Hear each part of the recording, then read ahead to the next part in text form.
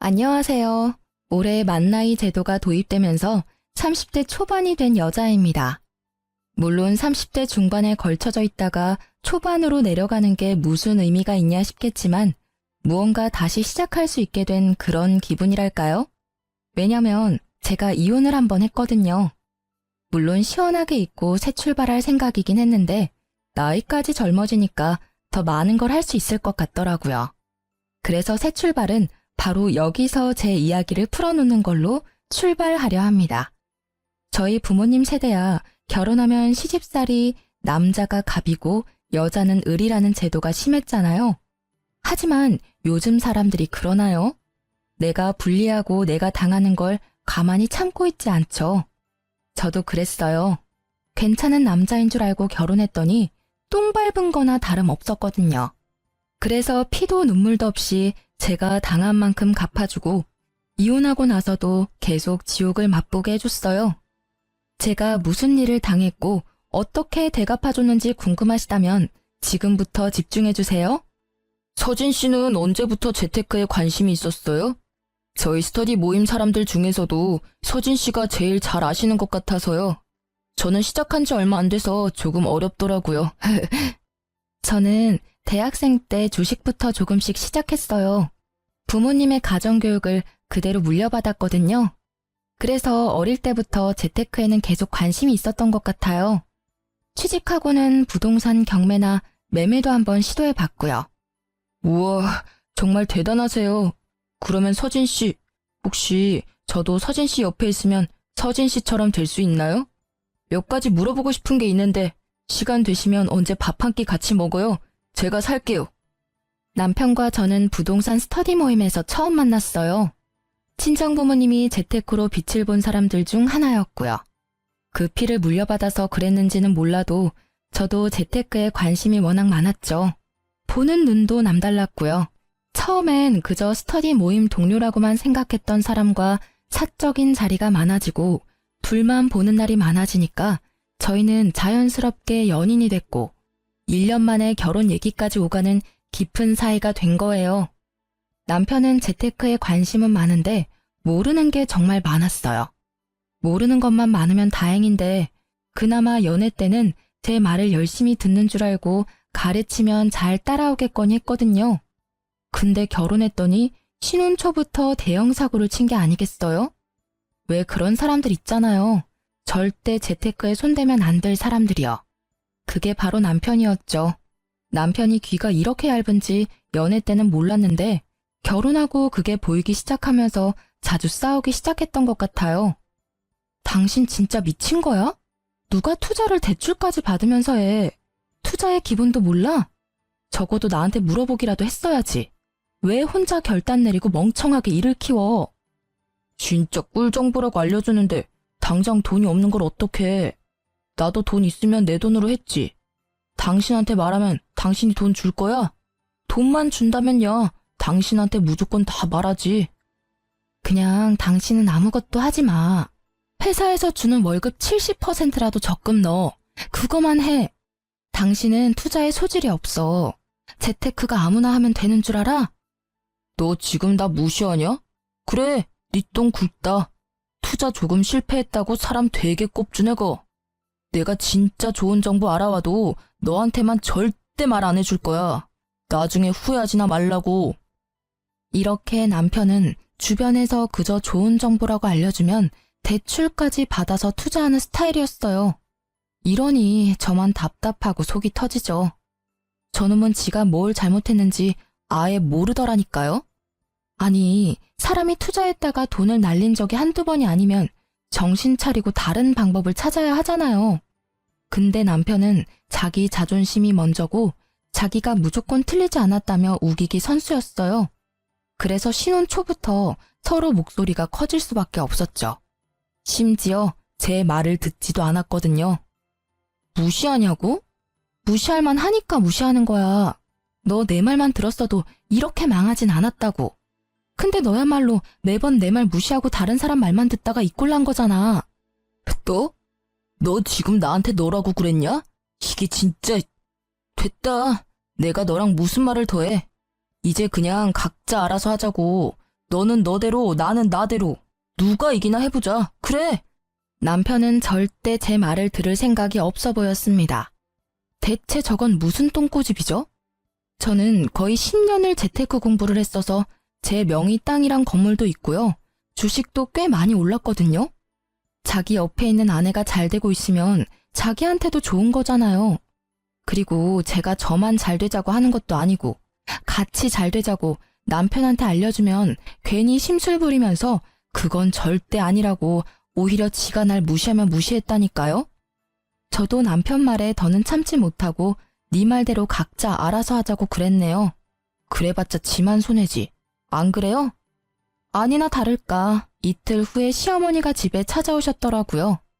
남편이 시어머니께 그대로 일러 바쳤나 보더군요.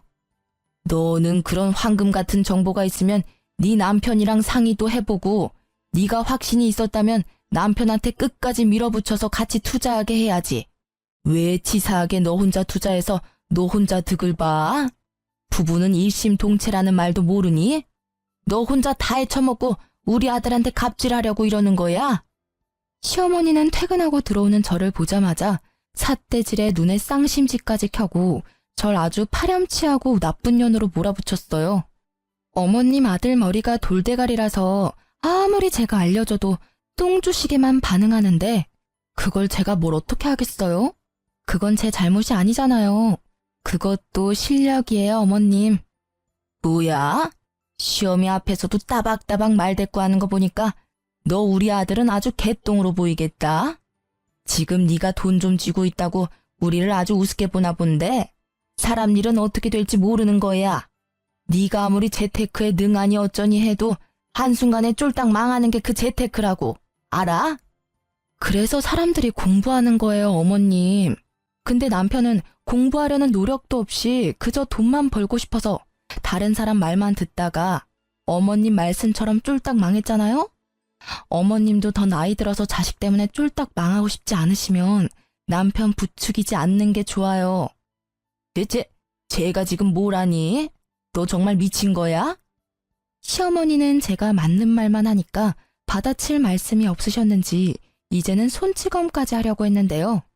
남편은 정말 못난 놈처럼 시어머니 뒤에 숨어서 응원만 하고 있더라고요. 저는 시어머니가 날리는 손을 아주 손쉽게 맞고는 시어머니가 아닌 남편을 똑바로 쳐다봤어요. 너 이렇게라도 살고 싶으면 나한테 이러면 안 되지. 네 놈이 혼자 이런 집에서 소고기에 해산물에 맛있는 밥만 먹을 수 있을 것 같니? 지금 대출금 갚느라 빠듯할 텐데 이혼까지 하면 어떻게 살려고 이러는 거야? 이혼? 처년이 어디서 이혼을 들먹여? 시애미 앞에서 이혼? 어디 여자가 먼저 이혼을 입에 올려? 내가 오늘 네 그 못된 버릇을 단단히 고쳐주고 가마. 이리 와! 시어머니가 제게 손을 뻗으려고 하자 남편이 다급하게 시어머니를 말리더군요. 그만하라고. 이만큼 했으면 제가 알아들었을 거라고 하면서 시어머니를 서둘러 시댁으로 보내버렸죠. 당연한 결과였습니다. 지금 신혼집도 제 명의로 된 집 중 하나였고요. 결혼할 때도 결혼하고 나서도 남편이 쓴 돈은 제가 쓴 돈의 반의 반도 안 되는 금액이었거든요. 그러니 이혼하면 자기만 손해인 거예요. 다행히 이 정도로 말이 통했기 때문에 큰일은 없었네요. 이날 이후로 남편은 제게 콩고물이라도 받아먹고 싶은 건지 제 눈치를 엄청나게 보면서 집 청소도 하고 가끔 다리 마사지도 해주길래 모른 척 받기만 했죠. 그러다 몇 개월이 지나고 남편 생일 때였는데요. 저놈이 또 정신 못 차리고 헛소리를 하더라고요. 여보, 일주일 뒤에 내 생일이잖아. 나 생일 선물로 외제차 뽑아줘. 싫어. 외제차는 무슨 외제차야. 지금 있는 차나 잘 타고 다녀. 회사 사람들은 다 외제차 타고 출근하는데 나 혼자 국산차 타고 출근하니까 가오가 떨어지잖아. 당신은 남편이 국산차 타고 다니면 부끄럽지도 않아? 남편 기 한번 살려달라는 게 그렇게 어렵냐? 그렇게 외제차가 타고 싶으면 네가 열심히 돈 벌어서 네가 사던가. 내가 네 물주야? 당신은 나한테 돈 얘기 말고는 할 얘기가 없어. 말 나온 김에 당신 투자 어디 했는지 확인 좀 해야겠어. 남편은 제가 본인 투자 목록을 확인하는 걸 매우 싫어했어요. 가끔 남편이 귀찮게 굴 때면 팔이 쫓듯이 쫓아내려고 일부러 투자 목록을 보여달라고 했습니다. 그러자 남편이 씩씩대면서 작은 방으로 가버리더군요. 근데 이놈이 또 지 엄마한테 일러 바쳤는지 시어머니한테서 전화가 왔는데요. 예, 곧 우리 아들 생일인데 선물은 뭐 해주기로 했니? 생각한 게 따로 있는 거야? 아니요, 아직 시간이 조금 남아서 따로 생각한 선물은 없어요. 왜요? 잘 됐네. 그러면 우리 아들 그 차 한 대만 뽑아줘라. 얘가 요즘 통 기운이 없더라고. 네가 생일 선물로 외제차 하나 뽑아주면 너도 주변에서 사모 소리 듣고 얼마나 좋니? 이런 게 상부상조 아니겠어? 내가 봐놓은 차가 있는데. 어머님, 그런 거 선물이라고 막 사주면 버릇만 나빠져요. 본인이 그렇게 좋은 차 타고 싶으면 차주 먼저 좋은 사람이 돼야 하지 않겠어요? 그리고 사람이 엉망인데 차만 좋으면 어디다 쓰겠어요. 그러면 오히려 사람들한테 욕먹는다고요. 오늘 말씀은 못 들은 걸로 할게요. 아마 제가 저렇게 말하면 남편 귀에도 들어갈 거예요. 퇴근하고 집에 갔더니 역시나 삐져 있더라고요. 대체 왜 삐졌는지는 이해할 수 없어서 그냥 내버려 뒀어요. 제가 달래줘야 하는 의무는 없으니까요. 그런데 3일이 지났나? 갑자기 남편이 저한테 먼저 말을 걸어왔는데요. 정말 지금 생각해도 황당하기 짝이 없는 말이었죠. 나 차 폐차했어. 뭐? 멀쩡한 차를 왜 폐차해? 당신 미쳤어? 멀쩡하긴. 하나도 안 멀쩡했어. 그래서 내가 외제차 생일 선물로 받고 싶다고 그런 건데. 나 이제 차도 없는데 생일 선물로 사주면 안 돼? 진짜 고장 안 내고 잘 타고 다닐게. 응? 여보, 출퇴근하려면 차는 있어야 하잖아. 불편하게 어떻게 버스나 지하철을 타고 다녀 내가. 당신이 당신 차 폐차시킨 건데 왜 내가 외제차를 사줘야 한다는 결론이 나오는 거지? 버스를 타고 출근하든 지하철을 타든 걸어가든 당신 알아서 하세요. 남편이 싸지른 똥 치우려고 결혼한 게 아니거든. 난 네 와이프지 네 엄마가 아니니까. 남편의 속내가 훤히 보이는 짓에 더는 반응해주지 않았습니다. 폐차시키고 오면 제가 차를 사줄 거라는 발상은 대체 어디서 나온 거죠? 진짜 웃기지 않아요? 저러니 머리 나쁘단 말을 들어도 지가 머리 나쁜지 모르고 살잖아요. 어차피 지 분에 못 이겨서 저지른 일인데 제가 거기에 일일이 반응해주면 더 날뛸 게 분명하니까 애초에 안 된다고 단호하게 말하고 그 이후엔 눈 하나 깜빡하지 않는 태도로 일관했답니다. 남편은 출퇴근을 지하철 타고 하더라고요. 불편한지 집에서 계속 투덜대는데도 무시했어요. 그런데 이놈이 또 사고를 친 겁니다. 어쩐지 이날은 제 눈치를 막 보면서 일찍 출근해야 한다고 먼저 불이 나게 나가더니 제 차를 타고 출근했더라고요. 그것도 저 몰래 간다고 거짓말까지 하면서요. 이 정도 선에서 그쳤다면 제가 사연을 쓰지도 않았겠죠. 이날은 제가 휴무 신청해서 집에 있었거든요. 남편이 퇴근하고 와서도 몰랐어요. 제가 차가 망가진 걸 안 건 바로 다음날 출근할 때였습니다. 저는 누가 제 차를 박은 줄 알고 바로 블랙박스를 확인했는데요. 근데 웬걸 범인이 남편이더군요.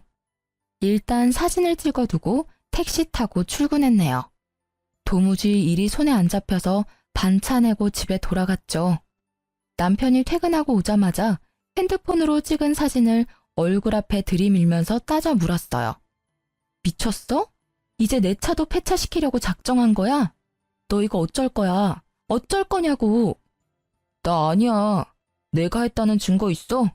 방금 퇴근하고 와서 피곤한 사람한테 난리야? 증거가 없어? 너 바보냐? 블랙박스에 다 찍혀있는데 증거가 없긴 왜 없어? 대체 내 차로 뭘 한 거야? 뭘 했길래 사이드 미러는 덜렁거리고 차 문이 다 긁혀있냐고. 나도 억울해. 주차장에 좋은 자리가 거기 한 군데였는데 그 옆에 어떤 놈이 주차를 역같이 해놨잖아. 그래도 어떡해. 주차는 해야지. 그 차 안 긁으려고 하다가 반대편 벽에 사이드 미러가 눌리면서 차가 다 긁혔더라고. 야, 그걸 지금 말이라고 해? 너 내가 준 물건들 전부 뺏기고 싶어? 차도 없는 마당에 알몸으로 회사 출근해 볼래? 이 집에 네 물건은 네 몸뚱아리 하나뿐이면서 감히 내 차를 몰래 타고 나가서 사고까지 내고 와? 너 내 손에 진짜 죽어볼래?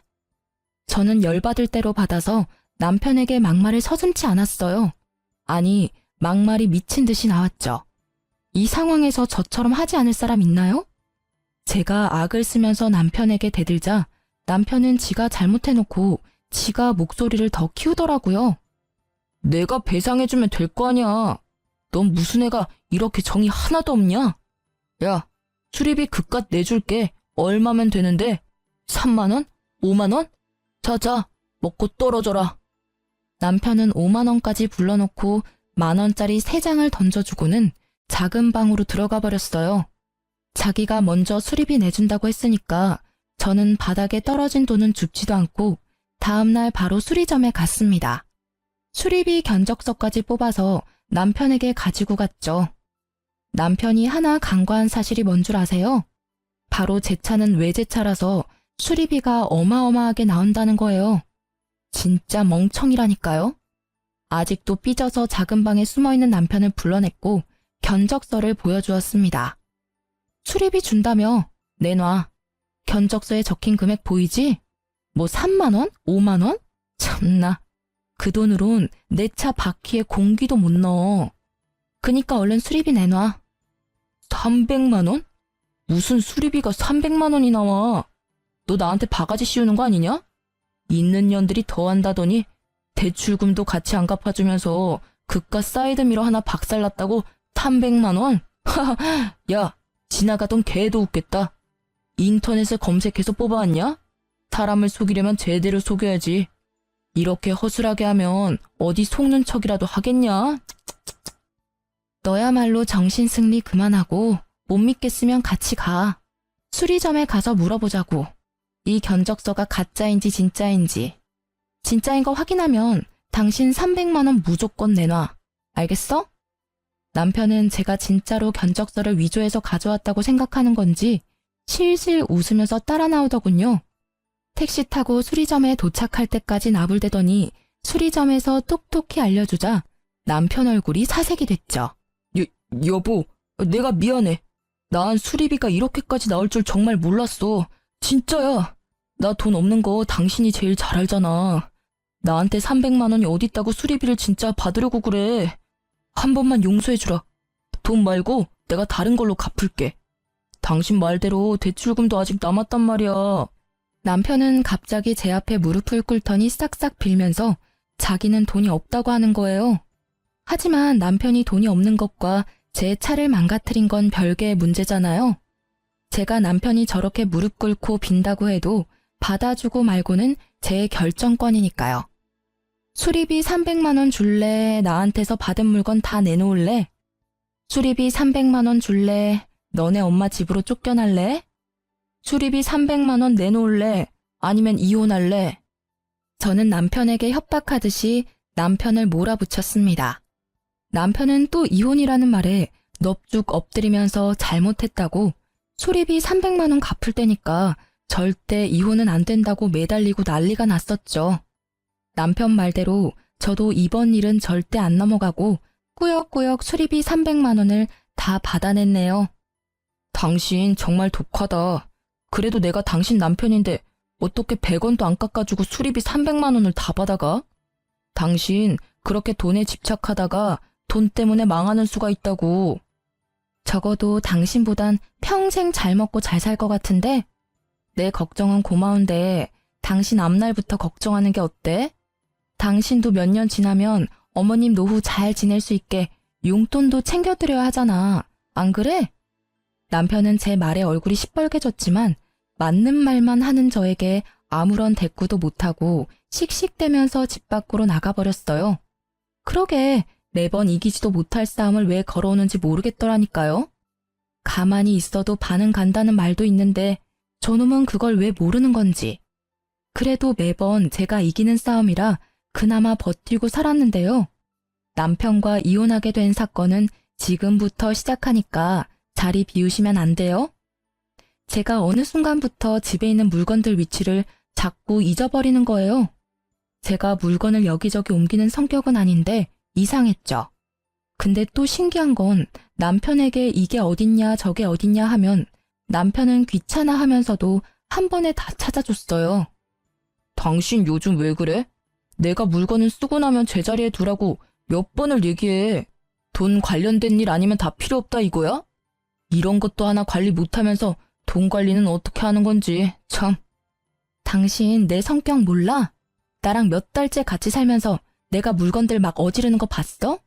분명히 출근 전에는 화장대 위에 있었는데 혹시 당신 내 화장품 써? 나 피부 예민해서 화장품 아무거나 못 쓰잖아. 의심할 걸 의심해라. 매번 일이 안 풀리면 전부 내 탓이지.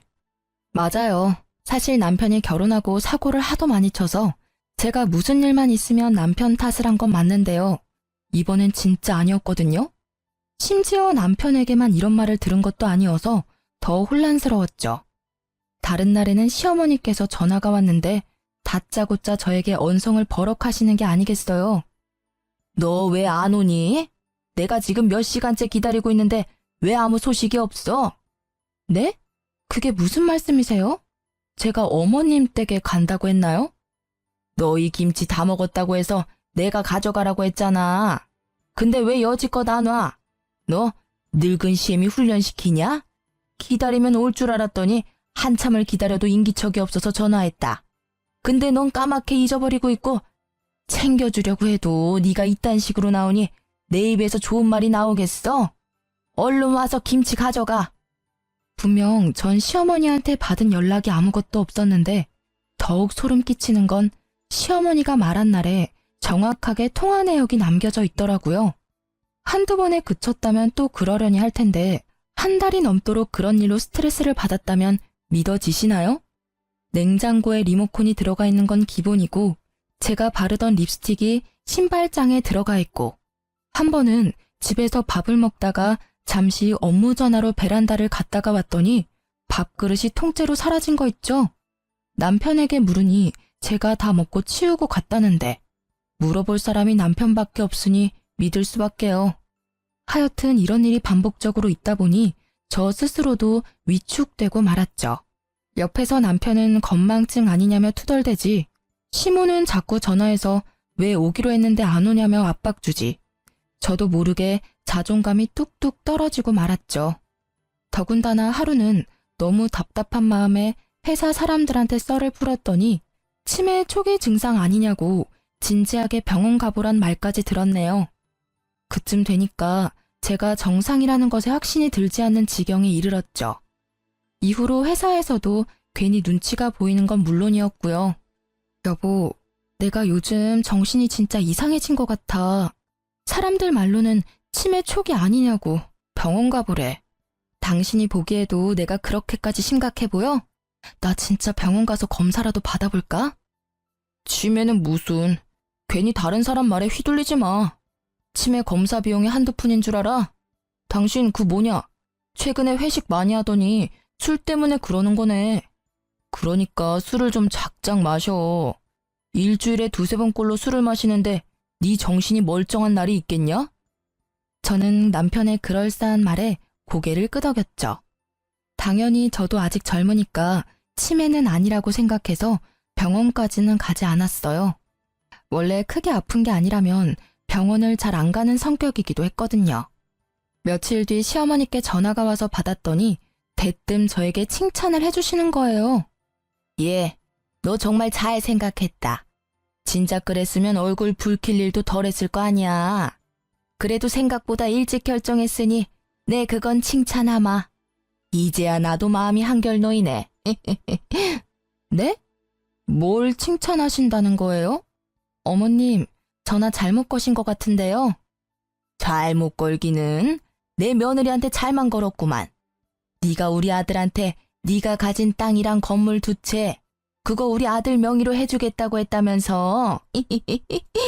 그 말 듣고는 요 근래 근심 걱정이 싹 내려갔잖니. 어머님, 죄송하지만 저는 남편한테 그런 말 한 적 없어요. 남편이 그러던가요? 제가 제 땅이랑 건물을 자기 명의로 하게 해주겠다고? 어머님, 저 남편이랑 잠깐 통화 좀 할게요. 저는 시어머니 말씀에 어이가 없었어요. 이 남자가 한동안 조용하더니 이렇게 사람 뒤통수를 치는구나 싶었죠. 전화를 끊으려는데 시어머니가 하는 말에 전화를 끊을 수 없었습니다. 증거가 있다고 했거든요. 요즘 네가 자주 깜빡깜빡하더니 그래서 기억을 못하나 보네. 젊은 애가. 네가 우리 아들이랑 구두로 약속까지 다 했잖아. 아들이 녹음했다고 들려주던데. 기억 안 나면 너도 아들한테 연락해서 네가 직접 녹음한 거 들어봐라. 들으면 기억이 돌아올 수도 있잖니? 시어머니는 저를 안타깝게 여기는 듯이 혀를 끌끌 차면서 전화를 먼저 끊었어요. 도대체 이게 어떻게 된 일인지, 세상이 저를 상대로 몰래 카메라라도 찍는 건가? 하는 생각도 들었습니다. 너무 혼란스러워서 머리까지 아플 지경이었죠. 저는 시어머니 말대로 남편에게 물어보기로 했어요. 남편에게 시어머니와 통화했던 말을 고스란히 전해주자 남편은 아주 당당하게 전부 사실이라고 하더군요. 정말로 저만 기억 못하는 그 약속이 사실이라며 아주 자신만만하게 얘기했다니까요. 당신 정말 하나도 기억 안 나? 역시 이럴까봐 녹음해놓길 잘했다니까. 아, 녹음본 들려주기 전에 말해두는데 이 녹음 당신도 합의한다고 해서 녹음한 거다. 그러니까 이걸로 이혼이니 뭐니 협박도 안 통한단 소리야. 알았지? 저는 남편 말은 대충 귓등으로 듣고 얼른 녹음을 틀어달라고 했어요. 남편은 입가에 미소를 숨기지 못하고 녹음본을 들려줬는데요. 물구나무 서서 들어도 제 목소리임이 확실하더라고요. 제 표정이 어두운 걸 남편이 알아챘는지 갑자기 제 손을 붙잡고는 남편 표정도 점점 어두워지더군요. 그때 정말 심장이 내려앉는 줄 알았습니다. 저희가 아무리 싸우기를 많이 싸워도 부부잖아요. 남편 눈을 마주하니까 분명 무슨 일이 있다는 느낌이 강하게 들었죠. 불길한 징조 말이에요. 역시나 그 예상을 빗나가지 않았고 남편이 하는 말에 엄청난 충격을 받을 수밖에 없었습니다. 실은 당신한테 해줄 말이 있어. 당신이 힘들어할까봐 비밀로 하려고 했는데 더는 숨길 수가 없게 됐네. 당신 치매 초기 진단 받았어. 얼마 전에. 우리 같이 병원 가서 검사 받고 온 것도 기억 안 나지? 안 날 거야. 당신 검사 받고 병원을 나오자마자 전부 까맣게 잊어버렸으니까. 저는 남편 말에 믿을 수 없다는 표정을 짓자 남편이 병원 진단서를 보여줬어요. 진단서 이름에 적힌 제 이름과 주민등록번호까지 전부 제게 맞았죠. 말도 안 돼. 내가 치매 초기라고? 회사에서는 전혀 그런 기색이 없었는데 뭔가 잘못됐어. 나 다시 병원 가서 검사 받아볼래. 지금은 기억할 수 있으니까 지금 당장 다녀올게. 당신 이날도 그랬어. 검사 받으러 가는 그날도 전부 기억할 수 있다고, 괜찮다고 그랬다고. 여보, 인정해. 진단서까지 보여줬는데 왜 못 믿는 거야? 당신 정말 안 되겠다. 당신이 가지고 있는 주식도 나한테 넘겨. 당신 이 정신으로 투자금 관리 못해. 당신도 느끼잖아. 여러분, 정말 소름 돋지 않나요? 남편이 종일 저를 따라다니면서 제가 투자하고 있는 부동산에 주식까지 넘기라고 했습니다. 하지만 저는 수상해도 너무 수상하니까 소형 카메라를 사서 집안 이곳저곳을 설치하고 또 대학병원에 가서 진료도 보았습니다. 결과가 어땠냐고요? 당연히 정상이라고 나왔어요. 그럴 수밖에 없는 너무나도 당연한 결과였거든요. 그러면 남편이 준 진단서는 어떻게 된 건지 궁금하시죠? 저도 진단서 때문에 70%는 믿었는데요. 의사인 친구에게 보여주니 네, 한눈에 봐도 이건 조작된 진단서 같다고 하더라고요. 얼마나 든든했는지 몰라요. 남편은 제게 의사 친구가 있다는 걸 모르고 있었기에 이딴 허술한 진단서로 사기를 치려고 했던 거겠죠. 이제야 퍼즐이 딱딱 맞춰지더군요.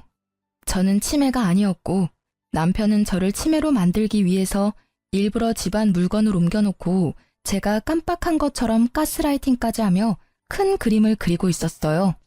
느낌상 시어머니도 한패인 듯 했습니다. 그러니 제게 매번 전화해서 왜 안 오냐고 소리쳤겠죠. 남편이 씻을 때 핸드폰 비밀번호를 풀어서 제 목소리가 녹음된 음성 파일을 제 핸드폰에 전송하고 흔적은 모조리 지워놓았어요. 알아보니 음성 변조 어플로 변조한 제 목소리라더군요. 여보, 퇴근하고 변호사 사무실에서 보자. 당신한테 해주고 싶은 말이 있어. 이제 내 말 믿어주는 거야? 그래, 잘 생각했어. 너무 오래 고민해도 머리만 아프지. 나 곧 있으면 퇴근이니까 바로 변호사 사무실로 갈게. 참 여보, 인감도장 잊지 말고 꼭 챙겨와. 남편은 제 전화에 신이 나서 웃음을 숨기지 못하더라고요. 아주 자기가 사기꾼이라고 동네방네 소문내는 스타일이었죠. 아무튼 저는 진단서가 가짜라는 걸 밝혀준 의사 친구와 함께 변호사 사무실로 찾아갔습니다. 아유, 우리 아가 왔니? 오는 길 힘들진 않았고 정신도 온전치 못하면서 왜 따로 왔어? 우리 아들이 네 회사 앞으로 데리러 갈 수 있는데 그래도 잘 찾아왔으니 됐어. 그 정신으로 가지고 있는 재산 다 날리기 전에 얼른 우리 아들 명의로 바꾸자꾸나. 인감도장 가지고 왔구나? 변호사님, 이 사람이 제가 말씀드린 치매 걸린 와이프입니다. 오늘 이 사람이 저한테 전 재산 양도하기로 했거든요. 아픈 아내를 둔 남편인 제가 해야 할 도리니까요. 저는 어떠한 말보다 손이 먼저 나갔어요. 남편 뺨을 냅다 때렸습니다. 사무실 안이 울릴 만큼 소리가 컸죠. 변호사에게 남편이 위조한 진단서를 보여줬고 의사인 친구가 변호사에게 모든 상황을 설명해줬어요. 이건 제가 얼마 전 대학 병원에서 온갖 검사를 다 받은 진단서예요. 당연히 정상으로 나왔고요. 저놈들이 제 재산을 뺏어가려고 진단서까지 위조해서 저를 심신미약자로 만들려고 한 연놈들이라고요. 무슨 소리라는 거야? 당신이야말로 왜 이래? 당신 아직도 치매라고 못 받아들인 거야? 이런다고 상황이 달라지는 건 아무것도 없어. 변호사님 앞에서 부끄럽게 그만하지 못해? 거기 우리 며느리 친구 의사라고 한 것 같은데 의사면 이렇게 진단서를 가짜로 만들고 해도 되는 거예요? 친구가 정신이 안 좋고 그러면 납득할 수 있게 해줘야지. 이딴 거나 만들어주는 게 무슨 친구라고? 예, 너 당장 저 친구랑 연 끊어라. 네 인생에 하나도 도움 안 될 친구야. 내가 딱 보면 알지. 내 인생에 하나도 도움 안 될 사람은 내 친구가 아니라 바로 당신들이야. 변호사님, 이 녹음도 저 사람들이 목소리 변조해서 만든 거라네요? 제 목소리가 아니라요. 이러면 저 사람들 처벌할 수 있는 거죠? 전 절대 합의해줄 생각이 눈꼽만큼도 없거든요. 네, 허위로 작성했다는 사실이 밝혀진다면 허위 진단서 등 작성죄로 처벌할 수가 있죠. 그런데 친족 상도례라는 특례 제도가 있어서요. 고소하더라도 배우자 간 발생한 절도죄와 사기죄 등의 재산범죄에 대해선 형을 면제받을 수가 있거든요. 시어머니와 남편은 더욱 기세등등하게 나오더라고요. 저는 태블릿에 다운받아온 영상 하나를 보여주며 말했죠. 이걸로도 충분히 이혼 소송은 할 수 있지 않나요? 저 위자료도 청구하겠습니다. 저들이 저를 심신미약자로 만들고 제 돈까지 갈취하려 했던 시간에 대한 위자료요. 그건 제가 집 곳곳에 숨겨놓은 소형 카메라에 찍힌 영상인데요. 남편놈이 제가 썼던 물건을 곧바로 옮겨놓고는 뻔뻔하게 모르는 척하는 모습이 적나라하게 찍혀 있었죠. 심지어 제 휴대폰 비밀번호도 알고 있었는지 몰래 가져가 시모와의 통화 기록을 남겨둔 것도 모조리 찍혀 있었죠. 네, 충분히 가능합니다. 그리고 한 가지 말씀 못 드린 게 있는데 남편분 무슨 생각으로 이런 일까지 벌이셨는지 모르겠지만 의사소견에 의해 치매 상태인 게 인정이 되면 명의 이전에 대한 모든 계약은 이전 무효 처리가 됩니다. 말 그대로 정상적으로 이루어진 소유권 이전 등기가 아니기 때문이죠. 어쨌거나 계획하신 대로 진행하셨어도 원하시는 소유권은 인정받기가 매우 힘들다는 말입니다. 그리고 재산 관치를 목적으로 의사소견서를 허위 작성하셨으니 이혼 청구에 대한 아내분 소 제기는 충분히 가능한 일이죠. 그러자 시어머니와 남편이 서로 눈치를 막 보다가 시어머니가 먼저 무릎을 꿇길래 공범이라는 걸 확신했네요. 남편도 시어머니 따라 무릎을 꿇었고요. 아이고, 내가 잘못했다. 우리 아들은 아무 죄가 없어요. 내가 전부 시켜서 한 일이야. 그러니 이혼 소송만은 하지 말아다오. 네가 자꾸 우리를 무시하고 우리 아들한테 이혼으로 협박하니까 그래서 우리도 네가 다시는 이혼 소리 못하게 겉만 살짝, 아주 살짝 주려고 했던 게야, 응? 맞아. 엄마 말이 사실이야. 내가 못나서 자존감이 낮아서 당신한테 화풀이 한 거야. 내가 미안해. 나도 다 잘못했고 전부 다 사과할게. 그리고 따지고 보면 당신이 공동명의로 안 해줘서 그런 것도 없지 않아 있지. 그래, 아가, 네가 너무 심하긴 했지. 너희가 결혼한 지 몇 달인데 공동재산이 없는 게 말이 돼? 그것도 여자가 재산이 너무 많으면 집안이 망해요, 망해. 아들 명의로 바꾸면 내가 얻는 게 뭐가 있다고 이랬겠어. 다 니들 잘 살라고 내가 도와준 거지. 이혼 소송할게요, 변호사님. 지금 바로 할 수 있나요? 저들은 저에게 사과를 하고 싶은 건지 자기들이 억울하다고 변명을 하고 싶은 건지 모르겠더군요. 어이가 없어서 소송하겠다고 했더니 시어머니는 제 왼다리, 남편은 제 오른다리를 붙잡고 매달렸어요. 당신이 나랑 정말 못 살겠다면 이혼해줄게. 대신 소송 말고 합의로 해주면 안 될까? 나 정말 돈이 없어서 그래. 당신 알잖아. 당신한테 수리비 300만 원까지 갚고 땡전 한 푼 없는 거. 우리 엄마도 이렇게까지 하는데 이 정도는 해줄 수 있잖아. 마지막으로 부탁할게. 제가 소송 없이 협의 이혼을 했을까요? 네, 사실 남편과 시모가 감히 저를 치매로 몰아갔지만 그 함정에 제가 빠지지도 않았고 재산 피해액이 없으니 제가 원하는 대로 큰 처벌을 받게 할 수는 없더라고요. 그리고 남편이 제가 마음 바꾸고 소송 걸까봐 법원 출석에 적극적으로 임했고요. 가장 빠른 날에 협의 이혼 신청서를 냈고 아이도 없어서 숙려기간 모두 출석해 2달 만에 빠른 이혼을 했죠. 만약 소송을 진행했더라면 1년에 가까운 기간을 수고스러웠을 텐데 시간과 노력을 아꼈다는 점에서 협의 이혼이 나름 합리적인 선택이었죠. 그런데 그거 아시나요? 사촌이 땅을 사면 배가 아프다는 속담 말이에요. 굳이 제가 복수를 하지 않아도 돈에 목마른 전 남편 놈이 저 때문에 개거품을 물더라고요. 결혼 생활할 때 재개발한다던 지역에 투자했던 게 이제야 빛을 발한 거예요. 생각지도 못한 돈에 로또 1등에 당첨된 기분이었죠. 이거 제가 전 남편에게도 알려줬던 정보였는데 바보 같은 놈이 제 말은 안 듣고 거긴 망할 거라며 투자하지 않았던 지역이었죠. 아주 쌤통이라는 생각이 들었는데 때마침 모르는 번호로 전화가 오더라고요. 1년 만에 듣는 전 남편 목소리더군요. 당신이 예전에 알려줬던 재개발 지역, 거기 당신은 투자했었지? 분명 망할 거라고 했는데, 에이씨, 아까워 죽겠네. 그 돈만 있었어도 이렇게는 안 살 텐데. 우리 엄마가 나한테 재산 안 물려주겠다고 죽어서도 가지고 갈 거라는데, 나 이제 어떡하지? 소연아, 나 이제 돈 한 푼도 없어. 정말 거지라고. 그러니까 나한테 정보 하나만 알려주라, 응?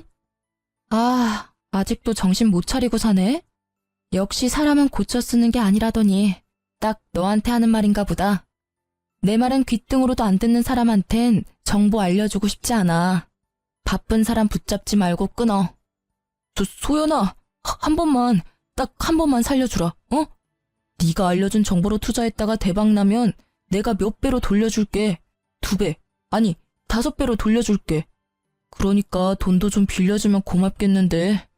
오갈 데 없는 사람 불쌍해서라도 한 번만 살려주라. 너 아니면 길바닥에서 자야 하는데 너도 내가 그러길 원하는 건 아니잖아. 한심하다, 한심해. 그러게, 있을 때 잘했어야지. 지나간 버스가 다시 돌아오는 줄 알아?